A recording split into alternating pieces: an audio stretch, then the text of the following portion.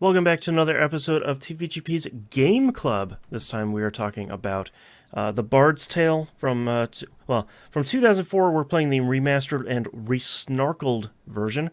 I'm your host, Boston, playing it on the Series X. Joining me as always is Moonpeer. Howdy, also on L Series XO. And Musum. Hey, I'm playing on the Switch. Musum is joining us from the actual literal woods. He's taking a bit of a vacation at the moment. One might say that as a musician, he is taking a Bard's Tale weekend. Hey, that's our episode this month. Thank you for. Yeah. Oh man. Yeah. All right, let's break down the game here before we talk about our impressions of it. Was released October 26th, 2004. That's the original release. Published and developed by In Exile Entertainment. Released for PS2, Xbox, PC, iOS, OS X, Linux, BlackBerry Playbook, the Ouya, Android, PlayStation Vita, Xbox One, PS4, and Switch. Sorry, did you say the Ouya? Yes. Toaster, your fridge, smart TVs. I heard BlackBerry in there. Yeah, the BlackBerry Playbook, which is a thing I totally forgot about. Oh, man. Primarily voiced by two surprisingly famous people in this one. The narrator is Tony J. If you've never heard of him before, look him up on IMDb. He's been in literally everything you've seen for like 40 years. As a quick aside here with regards to that specific person, the narrator, one of my notes is that the dude from One Foot in the Grave, which I realize means absolutely nothing to our American co-hosts and our American listeners. One Foot in the Grave was a TV show in the UK about basically it was a sitcom about an old couple, hence the name One Foot in the Grave. I bet the answer though is probably. Yeah. Look, it sounds exactly like him. Like, to the point where I was like, I'm sure that's this guy. His name is Victor Meldrew, was the character's name. Okay. Voiced by a Richard Wilson. Oh. Which is not the same person, unfortunately. Interesting. Maybe it's his stage name. And the Bard is voice acted surprisingly by Carrie Elwes, who you have seen as Wesley in The Princess Bride, and you should have seen as Pierre Despereaux in Psych, but nobody watched that great show. Cough, cough, cough. All right, let's move on to time travel here. EGM gave this a 7.17 out of 10, which is very much EGM of the time. GameSpot gave it a 6.7 out of 10, and IGN gave it an 8.2 out of 10. Here's for the release date. Last time we talked about Vampire the Masquerade Bloodlines, we sort of took November and December, so this time I'm going to take October of this year, and this will directly lead into my impressions for the next question. Here's the release date. Dead or Alive Ultimate for Xbox. I'm not even going to make a joke about this one. GTA San Andreas came out on the PS2. Oh, here we go again. Yep. Holy crap. Counter-Strike Source came out on PC. EverQuest 2 came out on PC. All the same month, by the by. Legend of Zelda Minish Cap came out on Game Boy Advance. One of the best Zelda games. Go play it, folks. Yes, it's very good. Ratchet and Clank Up Your Arsenal came out on PS2. Another game here. Halo 2 came out on the Xbox. Could not have released this game at a worse time. Metroid Prime 2 Echoes came out on the GameCube. It's just still going, huh? So, two more. Vampire the Masquerade Bloodlines comes out on PC, and Shin Megami Tensei Nocturne came out on PS2. So just like, this is also, by the way, just a mere fraction of the games that came out in October of 2004. So, top of the pile, middle of the pack, or overlooked. pretty easy choice this time. Compared to all of that stuff. Pretty well. Why would you play it when it came out? Yeah, exactly. Yeah. Like, I think I didn't even know it got remastered. Thankfully the Xbox's backwards compatibility is so strong that it doesn't matter when it came out. I can just play it no matter what. But yeah, I had no idea this came out originally. I didn't even know about the Bard's Tale, the other games before this. Not that this is In Exile couldn't get the rights to the Bard's Tale series when they made this, so they started making a sequel and then had to kind of veer off that path eventually. So this is what a weird game, man. It's a spiritual successor. Yeah, very much so. Where it's like it stars someone called the Bard and takes place like next door to the other games, which is a really great way of doing it.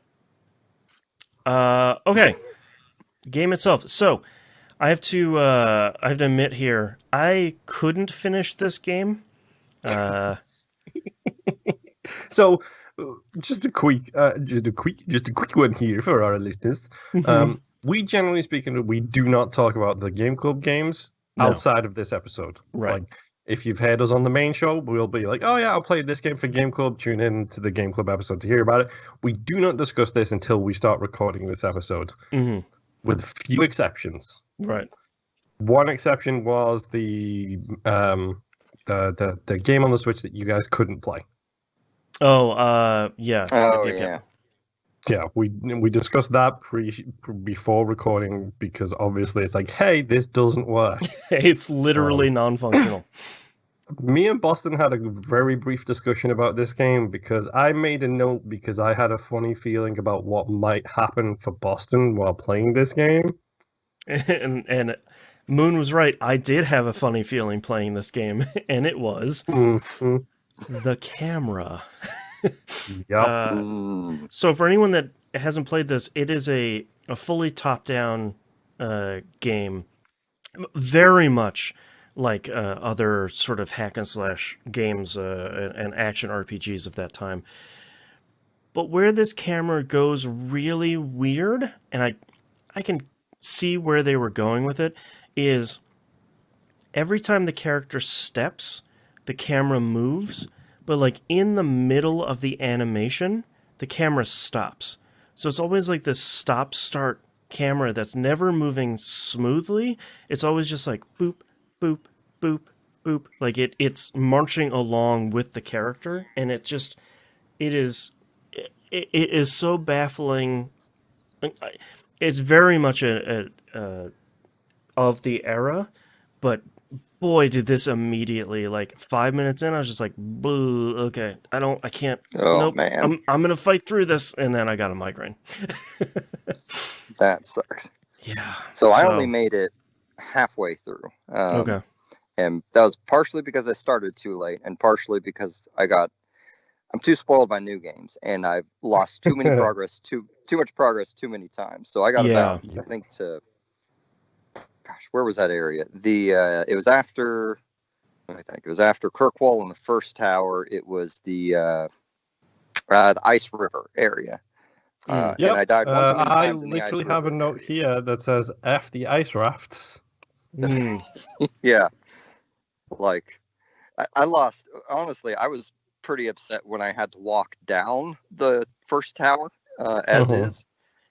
And then when I got to the ice raft, because like I walked down the first tower and then I died and then had to do the walk down again. No, I got farther than that. I walked down, I got out, I went to the map, and then a creature on the map killed me because I just wasn't paying attention. Oh, God. And then so I had to do that walk again, and then I do whatever the story beats, and then I tried the optional ruins area and just got super frustrated there. And then gave up on that after like an hour, and then did the ice river, and I'm like, I'm just gonna have to watch this. I don't have enough time. Yeah. I only have like half a week left because I should have started it sooner, but The Game Club rallying cry. It turned out to be a much more pleasurable experience just watching the videos and the story beats. Yeah, I can understand why. Because after my note that says F the ice rafts, I literally put on God mode. Yeah, good call. There's a God mode? Yep. Uh-huh. Yep. There's like a whole long string of button inputs you can do. I think the God mode is literally all 4 bumpers and the Konami code without the AB. It's like up, up, down, down, left, right, or something like that. Yeah. Yep. And it's literally sticks on God mode and you're done. Great. It's like, cool, nobody can hurt me anymore. I'm literally going to play this to get through the story. That's it. Yeah. And did it's not age well at all. Yeah, for this so suggestion, guys. It's such a. Oh, go ahead. Do we want to get any positives out the way first and foremost? Because I get the feeling that this is going to be the inverse of our usual kind of chat. I feel like had I played this in 2004, I probably would have liked it a lot. I feel like it in the era, especially playing it on PS2. I feel like I probably would have liked this a lot. I would have liked. I would have found the humor pretty funny. It pushes lines, but it pushes it in that very late 90s, early 2000s kind of way. Yeah. Some questionable moments here and there, but very much of its time. Yeah. And pretty poor depiction of women throughout the whole thing. Like almost immediately. When it opened, I thought, I was like, oh gosh, what did I do to this? I didn't remember this being this bad. Yeah, because I think in 2004, I was graduating from college. So I probably would have been at that point where it's like, yeah, all right, like this would have been, it would have been a fairly competent hack and slash action RPG that I'd probably roll my eyes at some of the humor and kind of chuckle at some of the other ones, but it would have been kind of innocuous enough. But playing it here in 2021, it's just. Had the camera been better, I probably would have kind of stuck it through the whole thing because it was fine. Like the parrying feels pretty good. The slashes feel fine. I like the little lightning spider that you had with you. Like summoning all this stuff is cool, but and I like the fact that as you upgrade your loot, you get more. Like by the end of the game, I had 3 dudes running around me. It's like, cool, let's go. Yeah. There were some jokes that still landed for me. Like the guy in the first town who you bump into much and then demands an apology. Yeah. That just chases you around, interrupting you until you apologize to him. Yes. Yeah. And I never did. Like, I never got a conclusion to that. I thought there would be one, but I just love every time you run into him. He's like, oh, there's the guy who owes me an apology. Right. And it's such a stupid joke, and I loved it. I mean, it's something you still don't see in a lot of games now, other than maybe like a Telltale game where it's like, oh, the random villager, Bob from the village will remember that. But otherwise, it's like you demand an apology and you have your sort of not super great, like, be a jerk or be a nice guy kind of system. That would have been the end of it, but it's kind of nice that it lasts a little bit longer in this. Yeah. And I'll tell you, I really did not like the snarkier nice system. Like, because there was just no clue on whether, or at least I didn't think that any of the conversations had clues in them to which one would net you the better experience in responding. Right. It was like the first interaction, one of the fairly sexist parts with the woman at the beginning of the game. Like, if you're mean to her, then she gets you food and, like, you share a bed with her that night. Yeah. And if you're nice to her, you don't. It's not a great moment for the game. Yeah. And anyway, I sort of feel like it was almost like it expects you to kind of write down what the reactions were. Thankfully, it's just a binary choice, and then maybe on your next playthrough you'll have like the perfect one where it's like, oh, okay, this time I'm going to be snarky to the barmaid. Oh, okay, cool, that got me the good path. But I'm going to be nice to the villager. That was okay, but maybe that wasn't the best path. Yeah, it's like the dog. Like, if you are nice to the dog becomes a companion. If you are snarky to the dog, you do not get the dog companion. Yep. Well, the dog kind of just dies repeatedly, though. Like, you can teach him to fight. That's right. Yeah. Well, I did, but he mostly he's still useless. Yeah, I mean, I guess he was useful in that he buys you a couple seconds. Like I did bow for the portion of the game I played, which kind of breaks the game because like you just enlarge the map, you see the red dots for the enemies, and you can shoot them before they're on the screen. Oh, nice.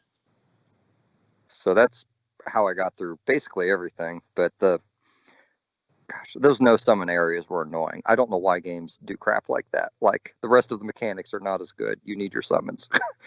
Yeah, especially for this game because it is so reliant on you being able to... Like, that's the first thing this game teaches you is, hey, you don't really have a weapon. Here's this lightning spider. Yeah, yeah. I guess in defense of some of... Like, a lot of the jokes, I think, are based on game design choices at the time. Like the barrel maker, for instance. Or, like, there's the place you go with the gates with the lever in front of them where the bard's like, that doesn't do you any good if you have the lever to open the gate in front of it because I'm just going to beat you up. And like, I feel like those are all good, solid jokes that are less relevant in modern day game making. So it's a lot of it, I think, is lost anyway. But yeah. I mean, I did also like the instantaneous transition of loot to silver. Like, there's no inventory menu, there's no junk menu, there's no sell all menu. It's like, you got the bard's wanted poster. It is worth 3 silver. Here is 3 silver. You got a sword. It is better than your current sword. Your current sword is now 30 silver. Congratulations. You now have the strong sword. I like that a lot. I did like that. I was expecting there to be, a Diablo-style menu where you're doing the Tetris between all the pieces, and it's just like, no, man, you picked up some wolf skins, like, whatever. You picked up 3 of them, they're 5 apiece, here's 15 silver. Like, let's keep on moving. Yeah, I think that was really cool. I will apologize now for comparing that game to Diablo when I said, hey, we should play this next.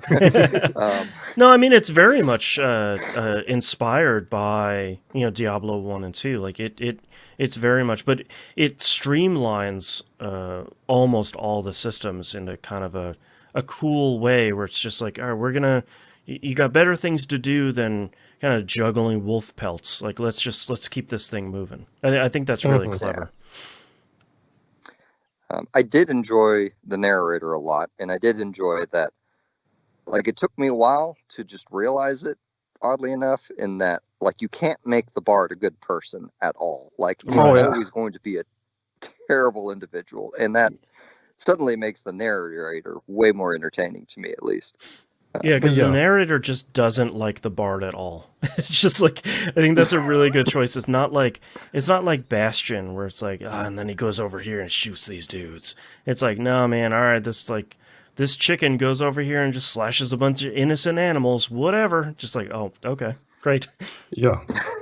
So, So we talk about the achievements in this game because I did get them all. Because of course I did, because you know who you're dealing with. Right. God mode helps a lot with that, by the way, folks. I just like to say that right now. There is an achievement for killing 50 chickens and killing 50 cows. Oh boy, okay. Pushing over the cows, I should say. Okay. And yeah, when you kill all the chickens, an uber chicken appears. Great. Who cannot be killed. Great. Like, sure. That's a pretty great touch. Yeah, and I'm not going to lie. Every time I killed a chicken, all I thought was chicken kicker from Fable. Yep. Oh man. I wonder how much of Fable is influenced by stuff like this. I would say a lot. It feels like Fable is the more modern reinvention of this type of game. Maybe with a little bit more family-friendly humor, we'll phrase it as. Mm-hmm. Yeah.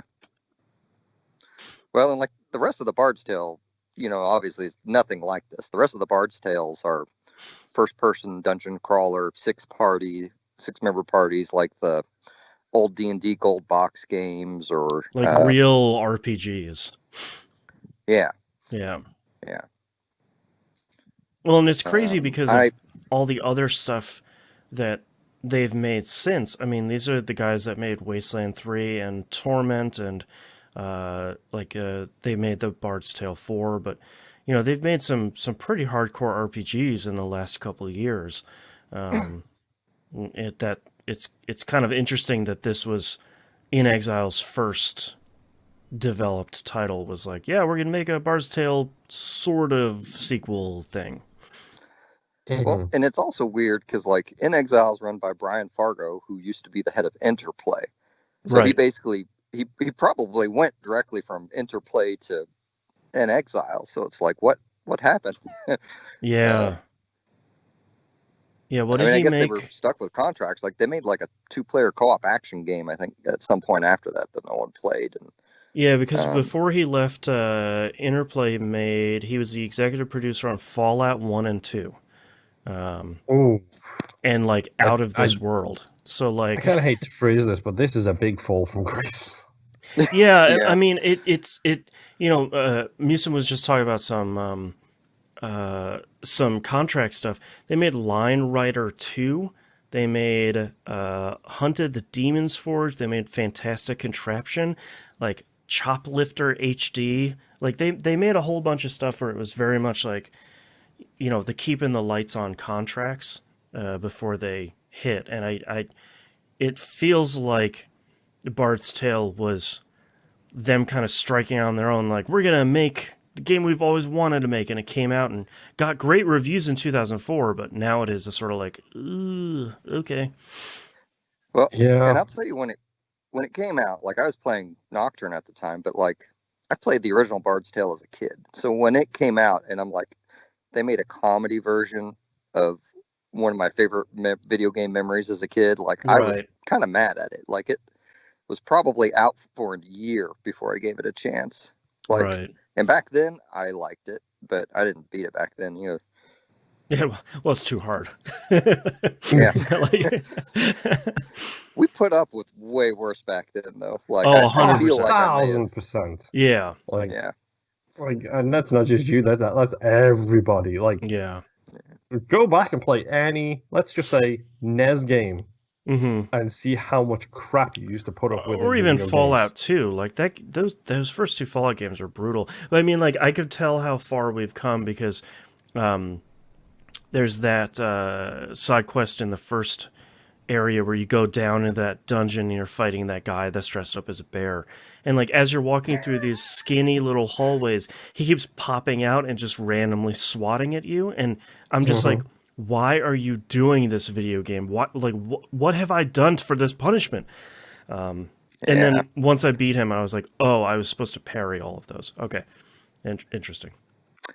Yeah, I tried not to use the parry at all. I really did not like the combat controls for this game, which is why I opted for the bow. Yeah, that's a smarter idea. Yeah. Like back in the day, I think I did pure melee, but I can't do that no more. Yeah.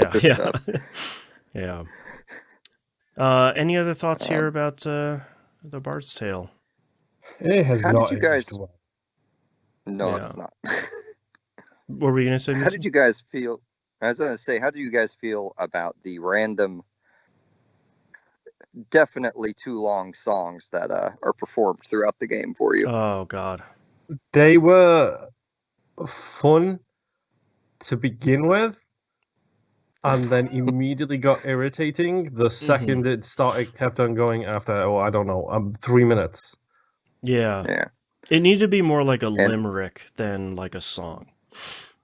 Yeah, I wholeheartely agree. And I was really disappointed. I thought for sure the bard would kill the 3, I don't remember what there were, goblins or trolls that kept popping up to sing you at the end. And I don't think he ever did. Yeah, I didn't get there. Yeah.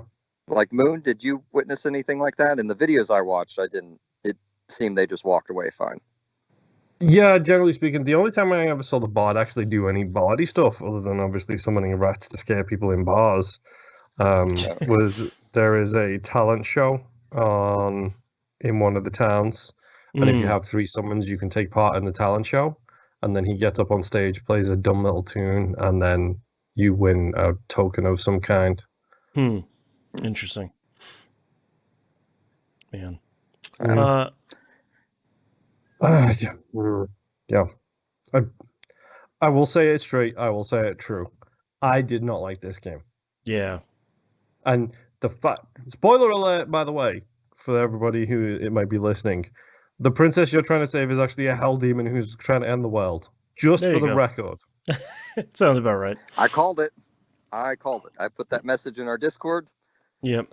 I said, I bet the princess is either the evil villain or the bard doesn't really get her for whatever reason at the end. Like, granted, that was a prediction and also a hope, because if the bard did just hook up with a normal woman at the end, that would be like one of the most misogynistic things I've seen in a game. Like, in terms of how the bard constantly talks and thinks throughout the game. Like, it would have been pretty bad. Yeah. Yeah. Well, yeah. The final boss is like a blood dimension fight in your mind, and it's just stupid and terrible. And yeah. It's a bummer, and I'm glad that it works on modern consoles, but unless someone has some like real reverence for when they played this in 2004, 2005, I don't know if I could recommend picking it up now. Sometimes we talked about Vampire the Masquerade Bloodlines, where it's like, this game is still really great. Like, this is a really cool thing in modern times. Like, it's kind of this timeless thing. But unfortunately, the 2004 Bard's Tale is just not. It's so much of that era that it's really not worth playing, unfortunately. Yeah. Yeah.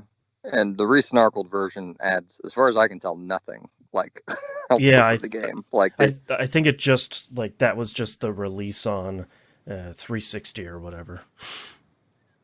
Yeah. It was not like, I wish they had at least put in like an autosave feature or a like difficulty slider or something. Like, some acknowledgement that this game is too old to play as intended. Yeah. All right, well, let's talk about our next game. We're going to be playing Life is Strange 2. Came out PC, Xbox One, and PS4. Moon asked a question here about what we had all played. Musum has played this before. I played the first one and Before the Storm, and had just never got around to 2. So with the announcement of Colors... Life is Strange Colors? I think so. Yeah, the recent announcement of the brand new one. Might as well get caught up here before we get into that one later this year. So we're going to be playing all of the episodes of Life is Strange 2 for our next game. So we'll see you all next month. Bye. Bye. Bye.